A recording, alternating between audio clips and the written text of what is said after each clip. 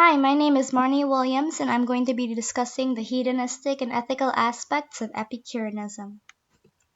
Epicurus' philosophy includes hedonism and ethics, ethics and moral principles that govern a person's behavior. Hedonism is defined as a pursuit of pleasure, self-indulgence, and is a theory where pleasure is the highest good and proper aim of human life. Hedonism by Epicurus explains that pleasure is the highest good in life. This is an agreement with other philosophers, including Aristotle. But they differ when they talk about aponia and ataraxia. Aponia describes absence from bodily pain or physical pain, and ataraxia is freedom from fear and anxiety or mental pain. This constitutes inner state of tranquility, which Epicurus defines as the ultimate or true happiness. Pleasure can also be obtained through simple desires and a moderation in all things. The development of Epicureanism began with Epicurus' birth within 10 years of Plato's death. This affected his education as his school was heavily influenced by Plato's philosophy. This starts Epicurus' entrance into philosophy. But Epicurus marks his name in philosophy by challenging Plato and Democritus and Aristotle's philosophies. Thus he created his own school of philosophy, coined the garden. The garden was named because it was a house outside of Athens that had a garden. It is better described as a community living the Epicurean lifestyle because although they were studying the pursuit of happiness, they lived like a dormitory would and emphasized friendship. The impact then includes a growing group of opponents to Epicurus' philosophy.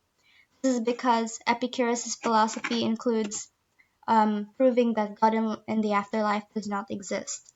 He does this because he wants his followers to be free of anxiety and fear from death and God. And this stirs up disagreements in the religious communities, of course. But another reason was also the word hedonism, which is a misunderstanding because when people think of hedonism, they think, oh, it's a promiscuous lifestyle and it's also all about sex and overindulging.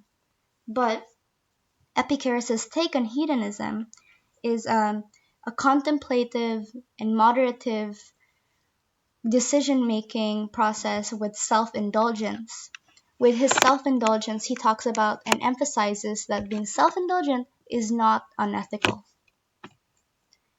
And then there are Epicurean communities that are inspired by Epicurus' guidelines in pursuit of happiness, so they follow the lifestyle and emphasize friendship as well as the simple life and moderation.